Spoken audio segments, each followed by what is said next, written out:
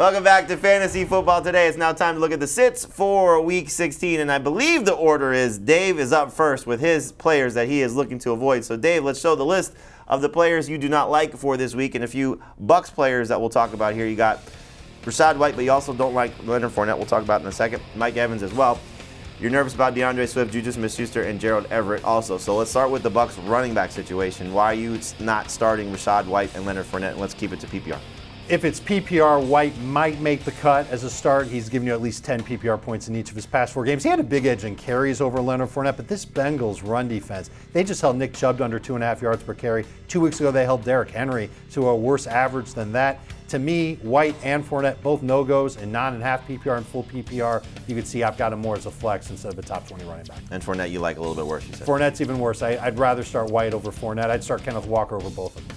All right, you got Mike Evans coming off a disappointing stretch. Hasn't scored a touchdown since week 4, only 2 touchdowns on the season. Is this going to be another bad week? I mean, eventually he's going to have a good game. He'll eventually catch a touchdown that isn't called back by a penalty or bounce off his fingertips.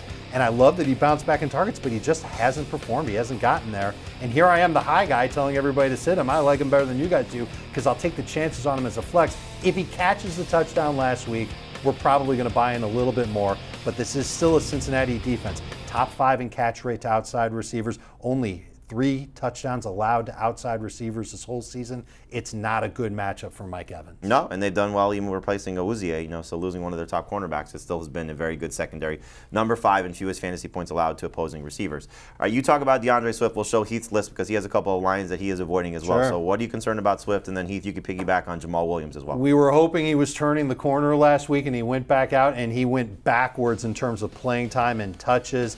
It makes me think that what we saw in Week 13 when he had a blow-up game with 18 touches was an outlier. And here's the truth, Jamie. He's had 10 or fewer touches in 8 of his past 9 games. You can't get a lot of good fantasy production if you're a running back touching the ball that little. The Jets have been beat up by pass-catching running backs lately. That's Swift's only saving grace. So in full PPR, you could look at him as a top 30 running back. Could be tough. Jared Goff has been bad outdoors. So, Heath, when you look at Chark and you look at Jamal Williams, you're obviously nervous as well. Yeah, I actually think that this matchup might be better for Swift than it is for the other two. I don't think the Lions are going to have any success running the football, and Jamal Williams hasn't had any success doing anything other than falling down on the 1-yard line into the end zone, basically for the last month. In the last 2 games in particular, 72 yards rushing on 27 rush attempts. Has not caught a pass since week 8. I want no part of Jamal Williams except for a touchdown-dependent flex, and really I'd prefer that just in non-PPR. And DJ Chark facing a Jets defense that just does not give up big plays on the outside to outside wide receivers. And Chark hasn't had the target volume to be able to give you a must-start performance if he's not hyper-efficient in making plays 20 and 30 yards down the field. So I think Chark could give you somebody you want to start in the fantasy semifinals, maybe in the championship with a better matchup, but this week I want him on my bench. Championship, they get the Bears indoors, and we've seen this Lions offense really look dramatically different, home versus away. So could be an easy situation to get away from DJ Chark if you can. Najee Harris, he scored last week, but no faith in him this week against the Panthers?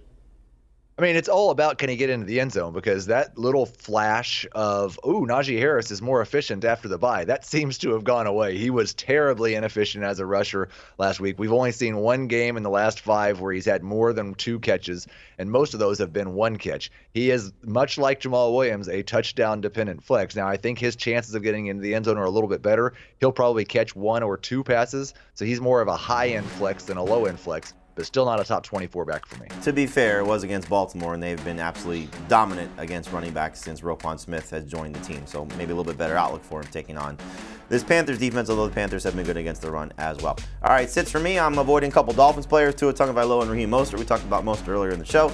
Just nervous at the fact that the Dolphins don't even decide to run the ball. Cordero Patterson, easy guy to get away from. Gabe Davis and Marquise Brown. We talked about Marquise Brown a little bit earlier as well. Just a little bit concerned about what we've seen since DeAndre Hopkins has been on the team, as well as Colt McCoy. But in terms of Tua, look, he's been great for fantasy managers, but not exactly used to playing in this type of weather. It's going to be snowy. Could see 1 to 3 inches, could see 7 inches, depending on the report that you're looking at. And it's certainly going to be cold. But the Bills have only allowed 14.3 fantasy points to opposing quarterbacks for the season on average. and Tua has been miserable of late. We know the Houston game where they didn't finish the game, but the last two games against the 49ers and the Chargers, he struggled. So I would start Mike White over Tua Tagovailoa, for example, in this matchup. And Gabe Davis has just been awful in that stretch of games since Josh Allen has hurt his elbow, and I don't think he's going to have a big game. Did not have a good game against the Dolphins in Week 3 when he was closer to, when Josh Allen, was 100%. Davis not 100% in that game, but still got 6 targets and did very little with it.